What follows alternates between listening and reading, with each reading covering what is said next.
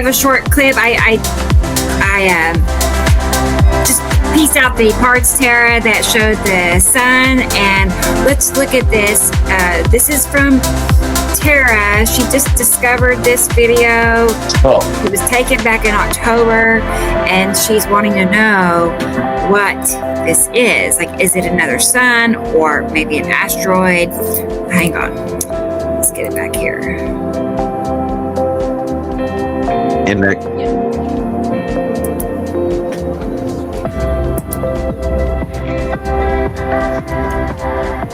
Yeah, look at that. This has been my question, people. That's right where the one. Wow. Yeah, that's right where we've been seeing the second sun for a couple months now in the southern hemisphere. And notice the size is different. So this is not through glass. No. Or is it? No. Tara is a professional. Different size. She knows better. Well, I would hope so. Yeah. That, this is what we're supposed to be seeing is two suns. We really are now. So how would you how would you know if it's not an asteroid? Like, how could you tell? It's too big to be one of the asteroids or too small to be one of the asteroids. Okay. We know that the blue asteroid is approximately that size and is still on the right-hand side of the sun, but this doesn't have the dot. It doesn't have, it's also the same intensity, illumination intensity. It's the same white. Now with asteroids, it's usually the asteroids are less brilliant. If you follow my lumens intensity, yeah,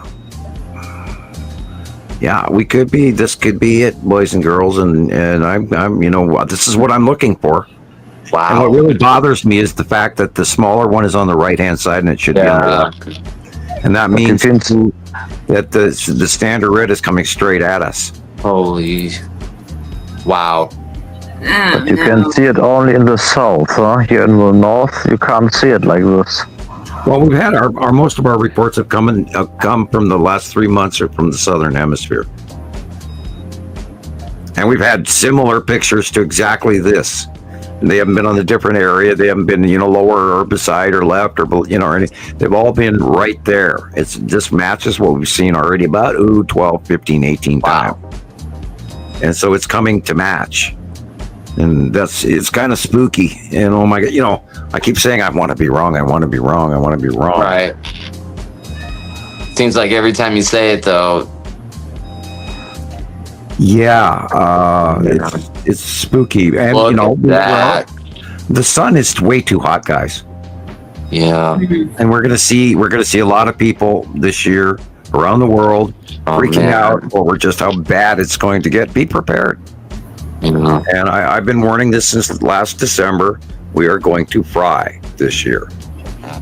I mean, if this is the 2-star, look how much bigger it is than our sun. Look at how big it is. Yeah, standard red compared to dwarf yellow.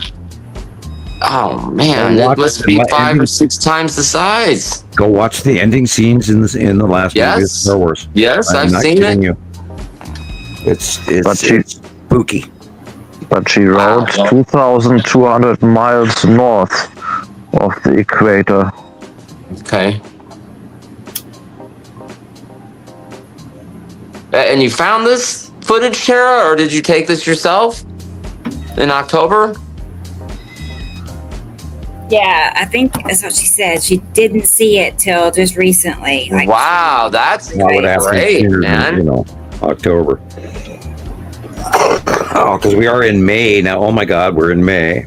Wow, that makes me just want to kind of go back and take a look and see if. Well, I've been watching for it for the longest time because it is expected.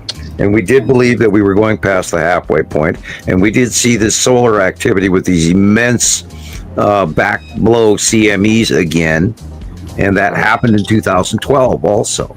So here we are 13 years later seeing the same similar behavior, and that is like a discharge pattern between stars.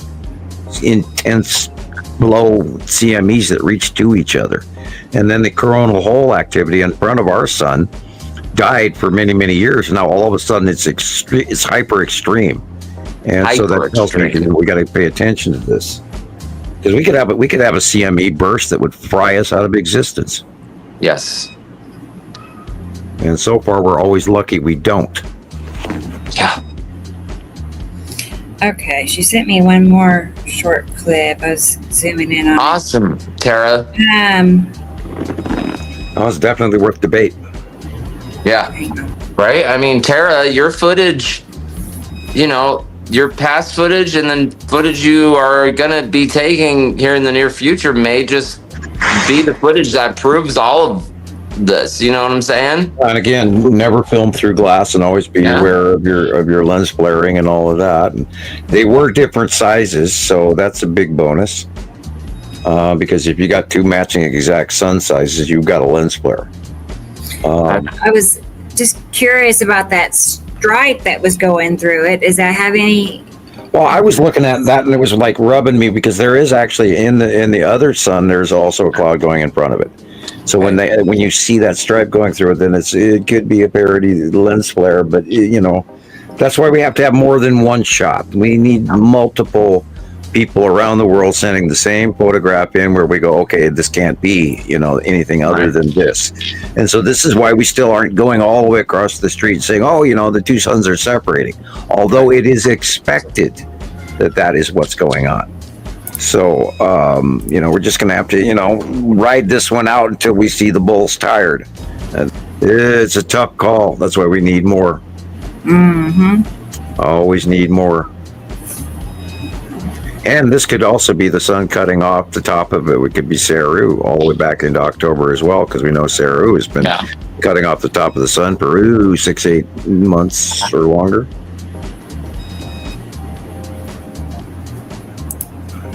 Yeah, it's a crazy world out there, and that's probably the tan asteroid right there.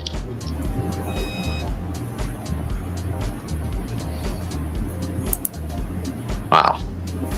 Crazy sky. Guys. Yeah, okay, then,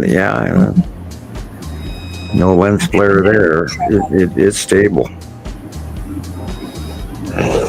Amazing. I would have guessed asteroids. I don't know. That one. Here we go, Sam. Yeah, in the upper right-hand corner. Yeah. Yeah, that is I've been seeing for a couple of months now in the northern hemisphere, and I've been watching that thing, and I've been watching it because it's there. Jeez. There it is, separates.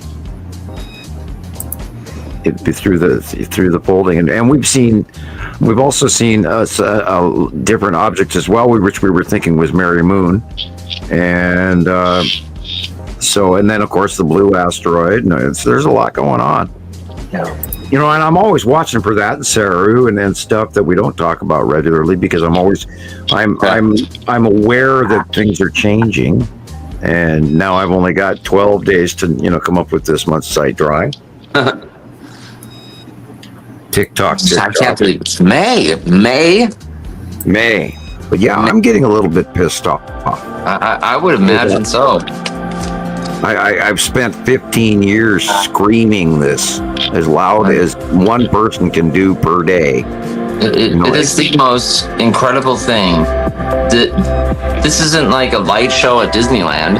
That this is real. You can see it, you can feel it, and when you line up your illustrations with what's occurring in the sky, and then you go on our groups and you see all of the captures coming in from everybody around the world, and it's the same photo over and over again all week, and we're watching the transition of the planets. There are no words to describe what is happening. For me, I cannot come up with any words. It is unprecedented. It's huge. This is huge. But we have apparently so many other things are more important, which I don't understand. distractions. Yeah.